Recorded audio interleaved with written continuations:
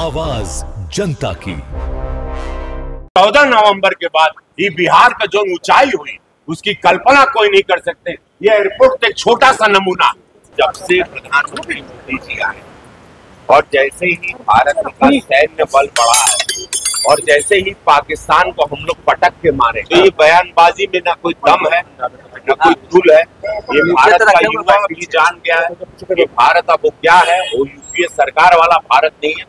भारत अपने इतिहास में शहीदों को और भगवानों को जान गया है। मैं धन्यवाद दूंगा मोदी जी को। वो जहाँ भव्य मंदिर जब बना, कॉरिडोर बना, उसके बाद से अब भव्य मंदिर माँ जानकी का बनने जा रहा है। कांग्रेस के सांसद इमरान मसूद द्वारा एक विवादित बयान कह सकते हैं दिया गया है। उन्होंने कहा है कि भगत सिंह और हमास जो कि एक आतंकी संगठन है, उन्होंने भगत सिंह से तुलना करते हुए काफ़ी बातें कही हैं। उस पर जो है सियासी हलचल एकदम तेज हो गई है। आज रवि किशन जो कि बीजेपी के सांसद हैं, वो पटना पहुंचे हैं और जमकर जो है कांग्रेसियों पर निशाना साधा है। हम आपको सबसे पहले रवि किशन को सुनाएंगे कि किस तरीके से वो आज पटना पहुंचे हैं और उन्होंने सीधे तौर पे कहा है कि नरेंद्र मोदी ने पाकिस्तान में घर में घुसकर जो है पटक कर मारा था, तो इन लोगों में अब डर का माहौल भी दिख रहा है। हम आपको सबसे पहले रवि किशन को सुनवाएंगे कि किस तरीके से रवि किशन ने बड़ी बात कही है।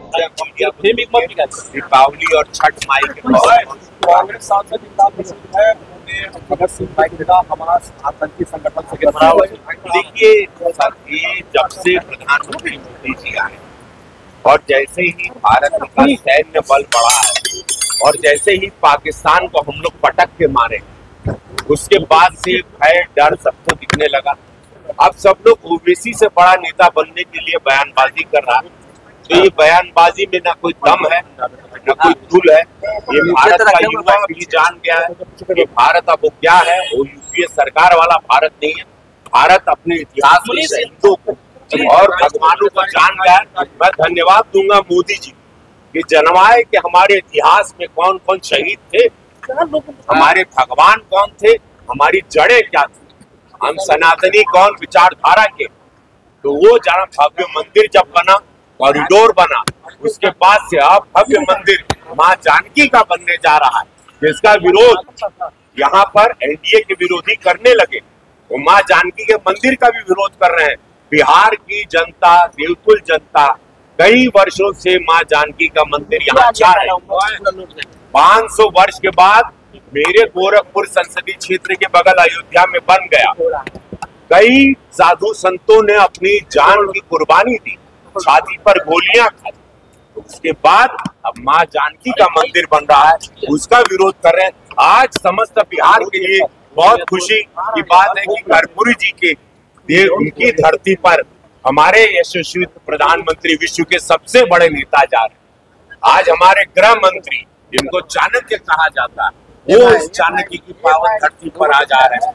हमारे राष्ट्रीय अध्यक्ष जी यहाँ पर है। हमारी जीत बहुत ऐतिहासिक हो रही है। यहाँ मावा और बिहार के विकास में माँ जानकी के भव्य मंदिर के लिए और इस विकास की गति को जो बढ़ता हुआ देखना चाह रहा है, वो सिर्फ और सिर्फ एनडीए को ही वोट कर रहा है।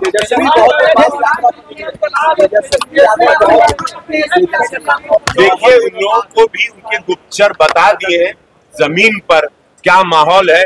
जमीन का माहौल सब जो आरजेडी को भी वोट करता था, वो भी इस बार देखिएगा, मेरी बात याद रखिएगा, इस बार सब लोग कास्ट जात से निकलकर एनडीए की सरकार, मोदी जी और नीतीश जी को वोट करेंगे। ये बात मैं आपको दावे के साथ कहता हूँ। ये बिहार के हम जानी ला हूँ सैया हमार पिक्चर जब हम कहले रहे, जब भोजपुरी इंडस्ट्री नहीं थी, जब ये भोजपुरी इंडस्ट्री की रचना किए, इसका विकास किए, जब लोग यहाँ पर भैंस पे घूमता था, तब हम सैया हमार पिक्चर बनाए, इंडस्ट्री बनाए, सब लोग वहाँ आया, कमाया खाया।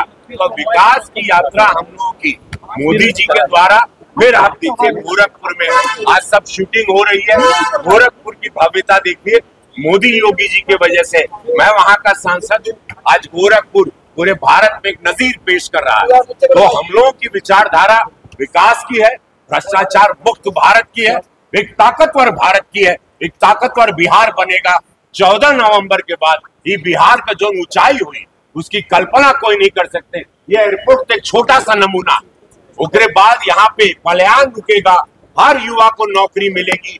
ये मैं आपको दावे के साथ कहता हूँ, क्योंकि मैंने अपने गोरखपुर में दूसरी बार के सांसद बनने में देखा है कि क्या क्या बदलाव आते हैं। मोदी योगी जी के द्वारा हुए हैं, कई हजार करोड़ का काम हुआ।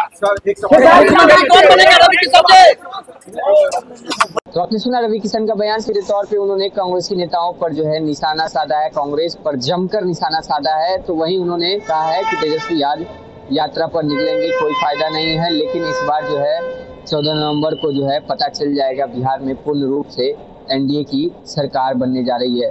फिलहाल इस खबर में इतना ही। ऐसे तमाम खबरों के लिए न्यूज़ देखते रहिए। धन्यवाद।